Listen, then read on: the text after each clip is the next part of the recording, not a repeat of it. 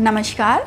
आज इस वीडियो के माध्यम से मैं आपको एक बहुत ही इंटरेस्टिंग सूत्र की जानकारी दूंगी जिसके इस्तेमाल से आपको रीडिंग्स में बहुत सहायता मिलेगी। तो आइए देरी ना करते हुए इसे शुरू करते हैं। इसे शुरू करने से पहले एक आपसे निवेदन है कि यदि आपको ये वीडियो किसी यूज़ का लगे और अच्छा लगे तो लाइक करके प्रोत्साहित कीजिए और इसे अपने जानकारों के साथ भी शेयर कीजिए। और यदि अभी तक आपने सब्सक्राइब नहीं किया तो सब्सक्राइब कर लीजिए ताकि आप आगे के लिए भी जो मैं इम्पोर्टेंट वीडियोस बनाती हूँ उनकी भी जानकारी आपको मिल सके। तो आइए शुरू करते हैं।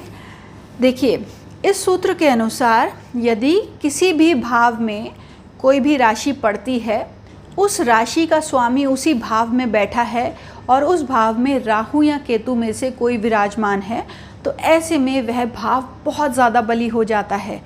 इसका कारण यह है कि राहु या केतु, जो कि दो नोड्स माने जाते हैं, छायाकारी ग्रह माने जाते हैं, यह जिस भाव में होते हैं उस भाव की राशि के अनुकूल ही अपने परिणाम देते हैं। तो यानी कि जहाँ पर भी उस राशि का स्वामी बैठा होगा उसके अनुसार परिणाम देंगे।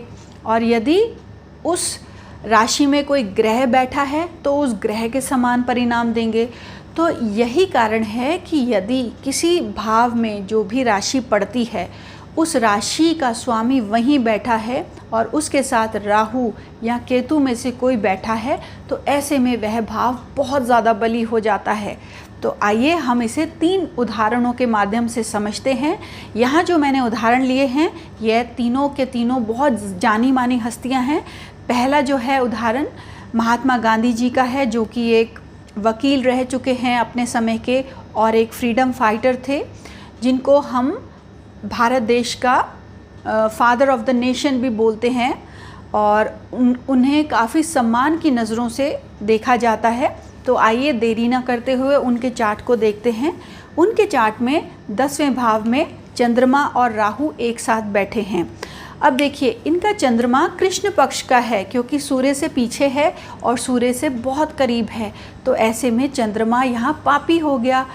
और एक सूत्र यह भी है कि यदि कोई पापी ग्रह केंद्र का स्वामी हो जाए तो वह जो उसके अंदर जो पाप प्रभाव है उसमें कमी आ जाती है या वह ख़त्म हो जाता है, तो वह एक शुभ ग्रह की तरह व्यवहार करता है।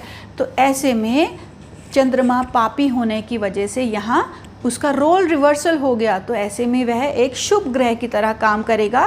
और राहु क्योंकि चंद्रमा के साथ बैठा है और चंद्रमा अपनी राशि का बैठा है, तो राहु ने 10वें भाव को बहुत ज़्यादा बली बना दिया। तो यही कारण है कि वह जो जिस चीज़ के लिए जाने जाते थे वह सारे चंद्रमा से रिलेटेड गुण थे। अब देखिए कैसे वह भारत के पिता माने जाते थे, फादर ऑफ द नेशन। और चंद्रमा क्या है? एक पिता समान है, एक माता समान है जो अपने बच्चों की देखभाल करता है। तो लोग उनसे बहुत स्नेह करते थे और उनकी हर बात मानते थे और उनके मन में भी लोगों के प्रति बहुत ज़्यादा स्नेह रहता था। तो उन्होंने कई बार जो है व्रत रखे ताकि इंडिया को फ्रीडम मिल सके। और वह नॉन वायलेंस में बहुत ज़्यादा बिलीव करते थे क्योंकि देखिए चंद्रमा क्या है? चंद्रमा एक शुभ ग्रह है। नेचुरली तो वह बेनिफिक है, शुभ ग्रह है। तो जब चंद्रमा में शुभता आती है तो उसके अंदर पॉजिटिविटी आती है। तो यहाँ पर पॉजिटिविटी में बहुत ज़्यादा इंक्रीमेंट हो गया, इंक्रीज़ हो गया। तो वह लोगों को कहते थे कि आप आत्मनिर्भर बनो, ब्रिटिश का जो सामान है उसे आप यूज़ मत कीजिए और अपना जो जितना सेल्फ रिलायंट हो सकते हैं, आत्मनिर्भर हो सकते हैं, उतना बनिए। तो दूसरी चीज़ जिसके लिए वह जाने जाते हैं, वह लोगों को बोलते थे जितना आपका सिंपलिस्टिक साधारण जीवन होगा उतने ही आप जीवन में खुश रहेंगे। और चंद्रमा जो है जिस चीज़ के लिए माना जाता है वह है नेचुरल चीज़ों के लिए। तो वह लोगों को बोलते थे बी नेचुरल। और जो ब्रिटिशर सामान है, ब्रिटिश का जो सामान है उसका बहिष्कार कीजिए। तो इन सब कारणों की वजह से वह बहुत ही पॉपुलर हुए। तो उसका कारण यही है कि उनके अंदर चंद्रमा से रिलेटेड जो भी गुण थे वह बहुत अत्यधिक मात्रा में भरे हुए थे। उसका कारण राहु चंद्रमा के साथ जो 10वें घर में बैठा है, तो उन्होंने चंद्रमा के गुणों को बढ़ा दिया और 10वें घर को बहुत ज़्यादा बली बना दिया। तो आइए अब हम दूसरा उदाहरण लेते हैं। यह पंडित नेहरू जी का है, जो कि भारत के पहले प्रधानमंत्री थे और इन्होंने भी काफ़ी फ्रीडम मूवमेंट्स में पार्टिसिपेट किया था जब ब्रिटिशर्स का टाइम था।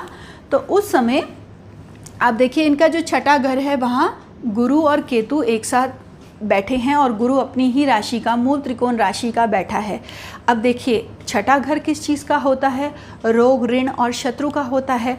तो यहाँ पर उनका जो शत्रु था बहुत बलवान हो गया, क्योंकि गुरु एक तो अपने ही भाव में बैठा है तो इसने उनके शत्रु को बलवान कर दिया। ऊपर से केतु भी गुरु के साथ बैठा है तो उसने शत्रु को अत्यधिक मात्रा में बलवान कर दिया। तो उनके शत्रु कौन थे? उनके शत्रु ब्रिटिशर्स थे।